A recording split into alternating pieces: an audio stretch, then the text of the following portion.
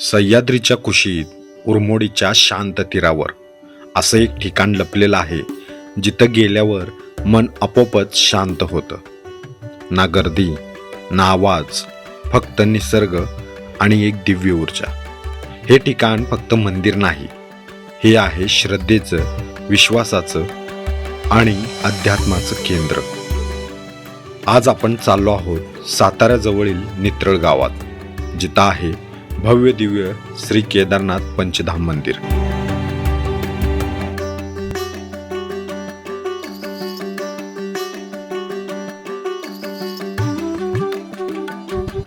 नमस्कार मित्रांनो, मी रितेश नलोडे आणि पुन्हा एकदा स्वागत करतोय का नव्या भटकंतीमध्ये. मित्रांनो, तर आपण आलो परळीच्या खोऱ्यात, म्हणजेच कुठं तर सातारा जिल्ह्यात येणाऱ्या उरमोडी डॅमच्या इथे, आणि तिथेच काही मस्त अशी शिवमंदिरे बघणार आहे. मी असं पाहिलंय की इथे बरीच सुंदर शिवमंदिर आहेत. आता कोणकोणती शिवमंदिर आहेत हे सगळं आपण तिथे गेल्यावरच बघूया.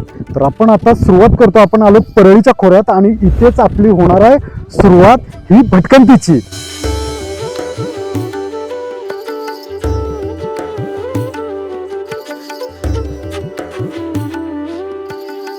मित्रांनो, तुम्हाला म्हणलंच मागाशी की आपण काही सातारा जिल्ह्यातील शिवमंदिरे आपण एक्सप्लोअर करतोय. त्यातलंच उरमोडी डॅमच्या भोवतीनं बरेच अशी प्राचीन मंदिर आहेत. त्यातलंच हे नित्रळ गावात येणारं पंचायतन मंदिर केदारनाथचं हे बघणार आहे आपण. आता ते मंदिर कसं आहे, त्या मंदिराविषयी माहिती आणि त्या मंदिराचं बाकीचा आजूबाजूचा परिसर हे सगळं जाणून घेणार आहे. तर मग चला या आडवाटेच्या एका मंदिराला भेट देऊन ते मंदिर पाहून घेऊया. गावात पोहोचल्यावर दुरूनच मंदिराची भव्यता लक्ष वेधून घेते. निसर्गाच्या मध्यभागी उभे असलेलं हे मंदिर एकदम शांत आणि प्रसन्न वातावरण निर्माण करतं. हे मंदिर केवळ धार्मिक स्थळ नसून ग्रामस्थांच्या एकजुटीचं आणि त्यांच्या श्रद्धेचं जिवंत उदाहरण आहे. पूर्वजांच्या अथक परिश्रमातून आणि स्थानिकांच्या योगदानातून उभं राहिलेलं हे मंदिर आज एक महत्त्वाचं स्थान आहे. मित्रांनो, तर आता आपण मंदिरात प्रवेश करतोय. हे त्यांचं मंदिराचं संस्थांचं मंदिराचं पुस्तक आहे, याचाच आपण रेफरन्स घेणार आहे. पाठीमागे बघू शकताय आपल्याला वरती 5 कळस दिसतात, म्हणजे आतमध्ये 5 मंदिर आहेत. आता ते आत कोणाची मंदिर आहेत, कोणकोणत्या देवताची मंदिर आहेत हे सगळं बघूया. चला मग आत प्रवेश करूया. मंदिराच्या प्रवेशद्वाराजवळ पोहोचल्यावर सर्वप्रथम नजरेस पडतात ते हे नंदी महाराज. शांतपणे बसलेले नंदी जणू भक्तांचे स्वागत करत आहे असं वाटतं. मंदिरासमोर दीपमाळ उभी असून तुळशीचे वृंदावन पण आहे. या मंदिराला 2 प्रवेशद्वार आहेत. दोन्ही प्रवेशद्वार भव्य असून लाकडाची सुंदर नक्षीकाम अगदी सुबक आहे. द्वारपालच्या मूर्ती, गजराजांची शिल्पे मंदिराच्या सौंदर्यात भर घालतात. मित्रगाव नक्की कुठे आलं तर उरमोडी बॅकवॉटर, म्हणजे आपण सज्जनगडला जातो त्या सज्जनगडाच्या डाव्या बाजूला परळी गाव आहे. परळी गावात हे प्राचीन एक मंदिर आहे केदारेश्वर. त्याचा व्हिडिओ मी बनवला, तुम्हाला आय बटनवर देतोच.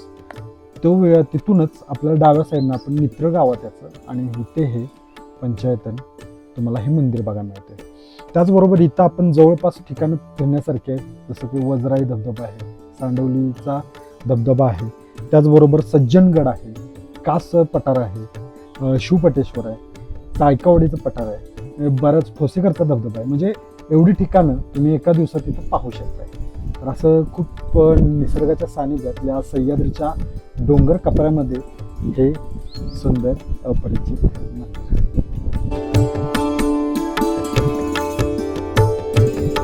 मंदिरात प्रवेश करताच एक वेगळीच ऊर्जा जाणवते. आतील वातावरण स्वच्छ, शांत आणि प्रसन्न आहे. या मंदिरात भुवनेश्वर देवी, विठ्ठल रुक्मिणी, श्री हनुमान आणि गणपतीचे मंदिर आहेत.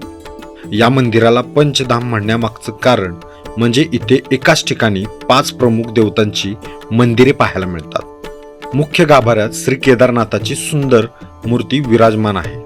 त्यांच्या शेजारीच शिवलिंग आणि अंगरक्षक म्हणून काळभैरवनाथ याची स्थापना करण्यात आली आहे.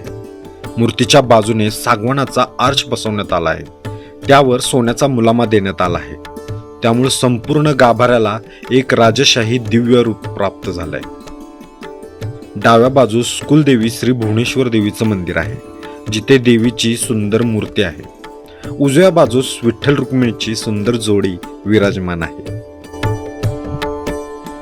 मागील बाजूस श्री हनुमानाचे मंदिर असून इष्ट देवता म्हणून गणपती बाप्पाही स्थापन करण्यात आले आहेत.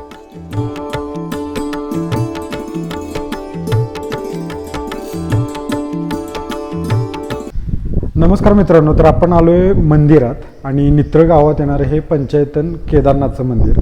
तर या मंदिराविषयी आणि या गावाविषयी थोडीफार काय माहिती आहे आपण इथले जे सेवक आहेत त्यांच्याकडे आपण जाणून घेऊया.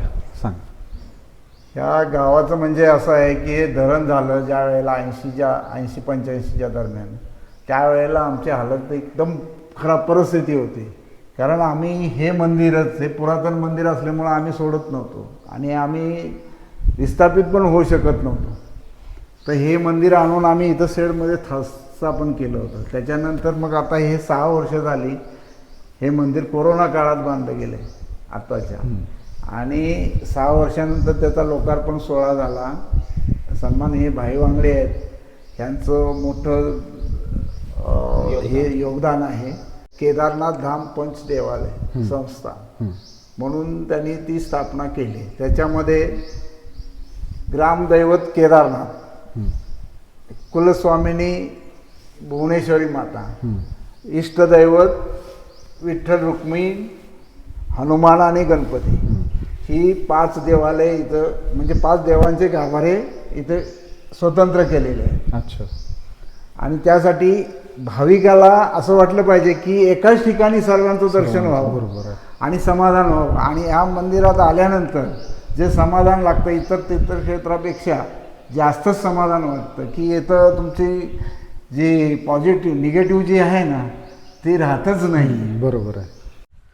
मित्रांनो, तर आता मंदिराचा आतला भाग बघितला. अगदी सुरेख आणि छान असं मंदिर इथे आपल्याला पाहायला मिळते. त्याचबरोबर आता मंदिराच्या मागे आपल्याला हा उरमोडी धरणाचा जलाशय बॅकवॉटर आपल्याला बघायला मिळतोय आणि त्याच्या लगतच हे सुंदर मंदिर आपल्याला पाहायला मिळतंय.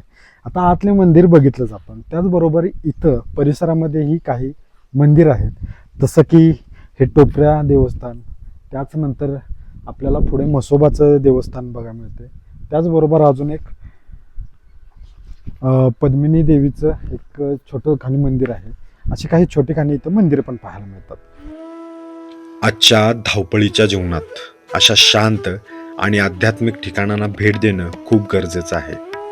इथं काही वेळ शांत बसून निसर्गाचा आनंद घेत आणि देवाचं दर्शन घेतल्यानंतर मन हलकं होतं.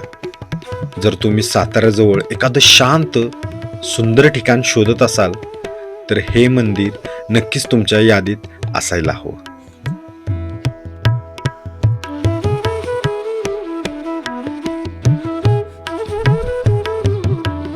मंदिराचा भाग फिरत असतानाच हे बाजूला माझ्या पाठीमागे बोक्सान मगाशी तुम्हाला म्हणलं की हे स्वर्गीय बापूसाहेब रामचंद्र वांगडे सभागृह, हे असं इथं पारायण वगैरे छान असं भरतं.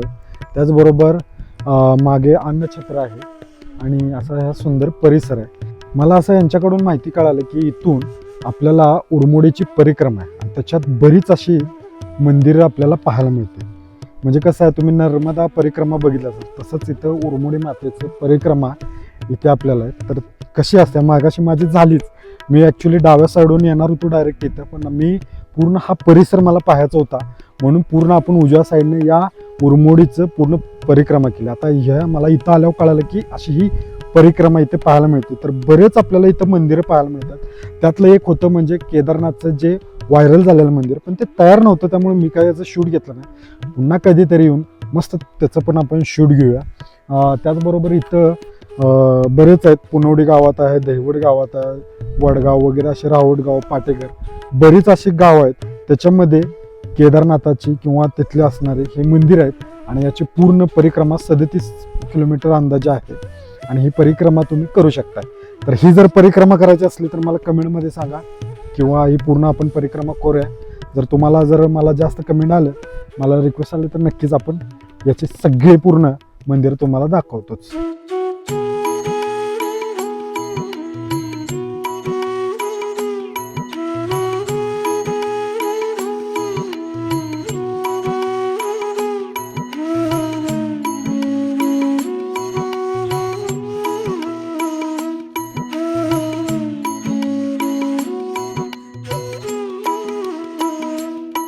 वा, खूप छान. म्हणजे दिवसभराचा थकवा इथे आल्यावर शेवटी नाहीसा झाला.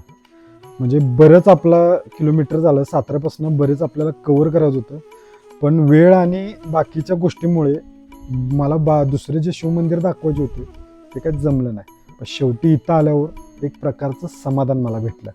मित्रांनो, हे मंदिर खूप सुंदर आहे. अगदी म्हणजे प्रसन्न वातावरण.